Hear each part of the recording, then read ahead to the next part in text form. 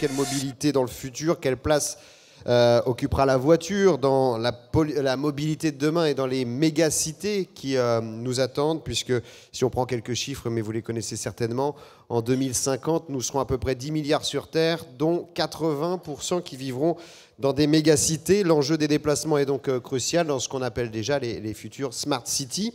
Alors on va en parler avec à mes côtés différents invités, vous les découvrirez tout au fil de cette soirée. Et on va commencer pour planter le décor avec les trois personnes qui sont à mes côtés. Trois acteurs majeurs du secteur. Il y a Vincent Salimon, que vous pouvez applaudir, bien entendu, président du directoire de BMW Group France. Nadège Scapin, vous pouvez continuer, directrice des marchés entreprises de Carglass France. Et Agnès Dumège, directrice marketing produit chez Total, marketing et services. Ravi déjà de commencer avec une majorité de femmes parmi les invités. C'est plutôt bon signe dans le secteur de l'automobile. Ça n'est pas si fréquent. C'est la parité puisqu'on est 2-2 là pour commencer. Alors, je vais débuter avec chacun d'entre vous. Alors, Vincent, peut-être prenez le micro, voilà, parce qu'il va falloir qu'on se passe les micros. Bonsoir à toutes, bonsoir à tous. Ce sera la même question pour vous trois, mais par rapport à cette problématique, par rapport à cette thématique, Vincent, sur la mobilité de demain et la place de l'automobile, qu'est-ce que vous attendez de la table ronde que nous allons avoir? Alors, d'abord, on vit une période vraiment très intéressante aujourd'hui dans l'automobile, en termes de mobilité, en termes d'émissions, puisque vous savez qu'il y a WLTP qui est en train d'arriver et autres. Mais sur l'automobile et la mobilité, BMW se positionne aujourd'hui comme une société high-tech de services et de solutions de mobilité, justement. Et donc moi, ce qui m'intéresse, et notamment parce que j'ai eu la chance hier de participer à une réunion avec Anne Hidalgo, Bruno Juliard, Jean-Louis Missica de la mairie de Paris, pour parler de la mobilité en ville dans l'avenir et notamment du futur d'Autolib ou des solutions alternatives par rapport à Autolib. BMW a une solution aujourd'hui avec DriveNow et j'aimerais savoir si c'est une solution qui est suffisante ou il faut aller encore plus loin parce que, de toute façon, vous l'avez dit, moi j'avais 70% en tête, vous avez dit 80%, mais dans tous les cas, on sera majoritaire dans les villes, donc il est vraiment très important de trouver des solutions pour fluidifier le trafic. Et la deuxième question, et je suis persuadé, en tout cas la question que j'ai, mais je suis persuadé qu'elle vous intéresse, c'est quid de l'avenir du diesel, parce qu'il y a beaucoup de constructeurs qui se font fort de crier haro sur le diesel. La solution de BMW est complètement différente, ou la position de BMW est différente. C'est que les 4 motorisations électriques, hybrides rechargeables, essence, diesel sont importantes. Et donc j'aimerais voir ce qu'en pensent les intervenants et qu'on puisse échanger sur ce point. Et la question sera posée effectivement à François Roudier, notamment du côté des constructeurs, parce que je pense qu'il y a une chance pour que toutes les motorisations aient encore leur mot à dire dans les années qui viennent, mais on demandera ça aux spécialistes, bien entendu. Nadège Scapin, du côté de Carglass, donc vos attentes par rapport à cette problématique, comment est-ce que vous envisagez finalement ce futur de la mobilité ? Alors déjà, quand on parle de futur de l'automobile dans les grandes métropoles, dans les villes, je dirais que c'est la voiture de demain finalement qui va nous interpeller, nous interpelle au quotidien. Je suis ravie puisque les réparateurs ne sont pas forcément ou régulièrement sollicités sur ces sujets. Donc Carglass en particulier, c'est notre vie, c'est notre quotidien évidemment, c'est notre actualité en permanence parce que toutes ces évolutions, que ce soit le parc automobile en tant que tel, que ce soit le type de véhicule, son usage, là où il va se déplacer, finalement, c'est encore une fois notre perturbation, notre préoccupation au jour le jour. Ça va nécessiter forcément une façon de travailler différente, plus agile évidemment. On imagine, et on le sait encore une fois déjà aujourd'hui, que ça impose d'enrichir notre offre, la façon dont on va proposer nos services. Et j'ai très court terme, puisque c'est vraiment notre quotidien, et on le partage avec vous tous dans la salle, et quand nous intervenons évidemment sur les véhicules de vos conducteurs, toutes ces technologies embarquées aujourd'hui sur les vitrages, c'est une problématique d'aujourd'hui qui va être encore plus forte demain. Donc oui, ça nous interpelle. Évidemment, toutes ces évolutions comptent pour nous et nous sommes concernés. Et la bonne nouvelle, c'est qu'on est dedans déjà depuis quelques années, donc on n'a pas attendu pour y réfléchir, mais clairement, c'est notre enjeu de demain pour toujours délivrer le meilleur service. Et ce soir, en particulier, la question pour moi, c'est merci aux futurs intervenants et à mes voisins d'alimenter en fait ces réflexions pour nous aider à avoir toujours ce quart d'heure d'avance et être en capacité encore une fois, de délivrer le meilleur service. Donc, ravi et hâte de partager tous ces échanges. Et c'est vrai que de toute façon, on a le sentiment aussi que les choses s'accélèrent, que le timing se resserre sur les nouvelles technologies autour de l'automobile. On l'évoquait avec Vincent Salimon, mais je vais me tourner vers vous, Agnès Dumège, puisqu'on parlait du diesel tout à l'heure. Vous êtes au cœur avec Total, évidemment, des préoccupations liées aux différents carburants. Mais par rapport à cette mobilité de demain et la place de l'automobile, qu'est-ce que vous pouvez attendre, vous, de ce qu'on va se dire ? Eh bien, Total s'est clairement positionné comme un énergéticien au service de tous ses clients. Et bien sûr, nous avons besoin d'écouter et d'ajuster nos positions aux évolutions du marché qui s'accélèrent en ce moment. Nous avons choisi de répondre à cette diversité des solutions par un élargissement de notre offre en produits, mais aussi par l'amélioration de l'existant, de notre offre en diesel avec des diesels de qualité différente. L'incorporation des biocarburants contribue également à la mobilité durable. Nous savons que les besoins seront différents selon les lieux. Il y aura les besoins pour les villes, des besoins pour les longs trajets, les besoins pour les courtes distances. Et nous savons que notre offre ne sera pas la même dans toutes nos stations et nous devons l'adapter. Voilà. Et c'est pour ça que nous sommes vraiment à l'écoute des besoins. Effectivement, je disais tout à l'heure, il y a 50 minutes par jour maintenant qui est du temps de transport aujourd'hui qui va devenir du temps libre quelque part demain. En devis. Du temps voilà, disponible. La voiture, elle va devenir autonome, ça c'est une évidence. Et elle va devoir communiquer avec son utilisateur à l'intérieur et la ville autour. C'est-à-dire que c'est un outil communicant aussi. Alors, c'est très juste, et c'est la différence pour nous entre la mobilité et le transport. Mais j'aimerais juste répondre sur la vitesse, parce que c'est un sujet important, et le plaisir de conduire est significatif pour BMW, vous le savez. Donc la vitesse est un sujet d'actualité.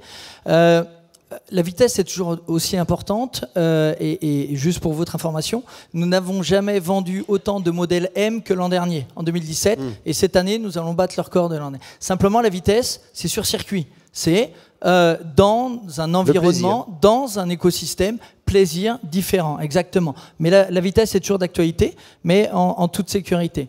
Et là où je voulais réagir, c'est effectivement la différence entre mobilité et transport. C'est que pour nous, la mobilité, ça va plus loin que le transport. Et je vais prendre un cas qui existe aujourd'hui, un exemple qui est complètement d'actualité, c'est l'application BMW Connected. Quand on dit que BMW n'est plus constructeur automobile, mais fournisseur de services et de solutions de mobilité, c'est que quand vous roulez en BMW, vous avez sur votre smartphone, quand vous êtes en rendez-vous, j'étais au bureau tout à l'heure, il fallait que je vienne ici, j'ai une notification qui est venue, donc je n'étais pas encore dans le mode transport, mais je commençais à préparer la mobilité, et j'ai une notification qui est arrivée sur mon smartphone, notification de l'application BMW Connected, qui m'a dit il faut partir maintenant, parce qu'il y a 45 minutes de transport, suite, et l'acte suivant, c'est quoi? C'est d'envoyer, et c'est mon application, c'est mon Outlook, en fait, l'agenda, qui a envoyé la destination dans mon GPS, et la mobilité a démarré dès ce niveau. Ensuite, on est passé dans le mode transport, mais c'est bien pour dire que la mobilité va beaucoup plus loin que le transport pur, et la connectivité est un élément très important, parce que l'expérience doit anticiper le mode transport et suivre le fait d'être arrivé à destination, ou on peut aller sur la multimodalité qui est disponible aujourd'hui sur la BMW i3, et la mobilité pour BMW c'est l'automobile, mais si jamais il y a un bouchon sur l'autoroute A13 pour venir ici, on gare sa voiture et le GPS va vous donner le transport à suivre en transport en commun pour pouvoir arriver à destination. Comment ça se passe quand on est un géant du pétrole? Même si on fait un peu d'électricité, c'est la fin d'un monde là qu'on voit arriver ou pas? Oui, il faut penser quand même à cette prise de conscience, on va dire écologie, mais prise de conscience de la planète. Le transport, c'est la moitié des émissions de CO2. Je parle de tout le transport, pas uniquement terrestre. Et il faut agir. Là, tout le monde en est conscient. Et la réponse va passer par vraiment un multiple échantillon de solutions. Et c'est vrai qu'il faudra plusieurs réponses. Il faudra plusieurs motorisations, plusieurs sources d'énergie et plusieurs comportements. Oui. Tout cela va évoluer. N'oublions pas que nous venons d'une période de plus de 50 ans monolithique, une seule énergie, c'était le pétrole, les essences, le diesel. C'était des stations-service, une seule source, un seul type d'approvisionnement. Demain, de la même façon qu'on travaille dans différents endroits, on va aussi pouvoir charger sa voiture éventuellement au domicile ou sur différents parkings. Tout est en train d'évoluer. Et c'est vrai que pour nous, c'est une confrontation majeure. C'est un défi aussi, quelque part. C'est un défi. C'est un défi de survie. Et nous le prenons, on va dire, à bras-le-corps. Nous commençons donc à installer des bornes de charge électrique, mais des charges qui seront ultra rapides, puisque c'est la mobilité, la distance qui viendra dans nos stations et qui font qu'on aura un besoin à ce moment-là. Nous installons aussi donc de la recharge sur le gaz. Nous travaillons assez proche avec les différents constructeurs européens pour suivre avec eux les tendances et les besoins. Nous savons que cette évolution va reposer... Tout le monde a envie que l'on change les voitures, que l'hydrogène arrive, que l'électricité arrive. Mais il faut que des voitures arrivent et il faut qu'il y ait des stations qui offrent l'énergie. Et les deux vont aller ensemble. L'un attend l'autre et vice-versa.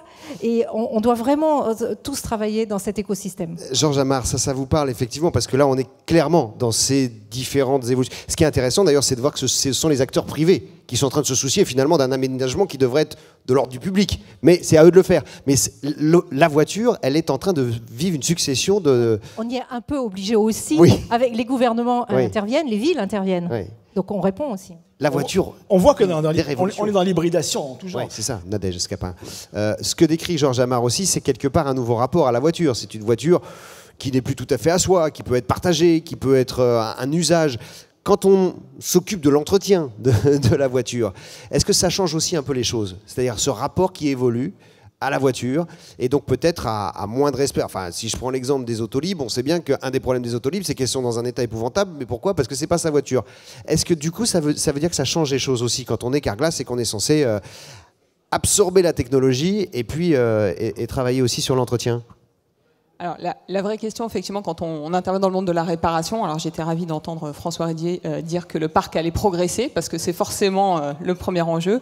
Plus il y a des voitures, plus il y a possibilité d'avoir du sinistre, du bris-glace. Je sais que ça va piquer, mais c'est quand même effectivement un des enjeux qu'on va avoir à adresser, puisque tous ces changements de voitures, qu'ils soient autonomes, etc., à un moment donné, c'est est-ce qu'il y en a plus, est-ce qu'il y en a moins, est-ce qu'on va avoir à faire face à plus de sinistres et plus de sinistres vitrages, du fait de ces évolutions. Le rapport à la voiture... Mais vous avez aussi du vitrage intelligent. Alors voilà, le rapport sur la logique de l'usage, la question que vous posiez, je pense que dans la salle, on en est à peu près tous conscients. On voit déjà chez Carglass, on intervient évidemment tant sur des véhicules de particuliers qui sont propriétaires de la voiture et dans le monde de l'entreprise. On voit bien déjà le rapport à la voiture. Je pense qu'on peut déjà dire, même au sein d'une entreprise, quand on a un véhicule de fonction et que c'est un véhicule de service, je pense qu'on voit aussi déjà la nuance.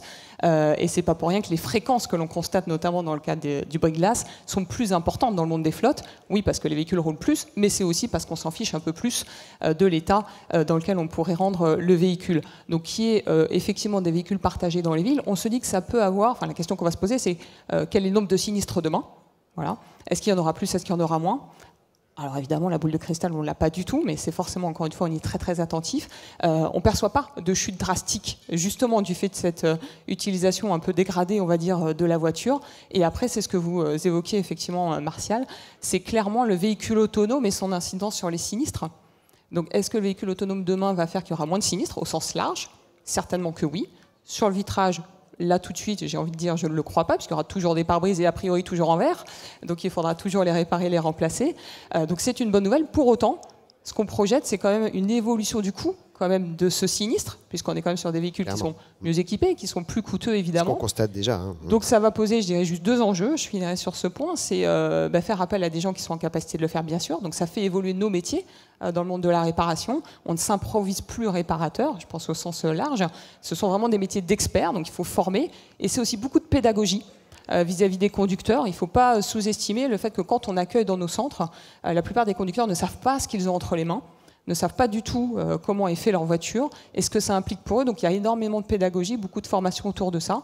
Et je finirai sur un dernier sujet, j'ai évidemment pas de réponse, mais c'est quid à un moment donné de la responsabilité, notamment dans le cas des véhicules autonomes. Quand un réparateur comme Carglass intervient sur un véhicule, on l'a vu dans le cas des calibrages de caméras embarquées, ça a posé de vraies questions. On fait pas, imparfait, pas imparfait. Qui est responsable de tout ça? Et ça fait partie des enjeux qu'on doit adresser. Et c'est effectivement ce qu'évoquait François Roudier tout à l'heure avec les enjeux de législation aussi. Merci à Vincent Salimon et Nadège Capin ainsi qu'Agnès Dumège. Merci à vous cinq.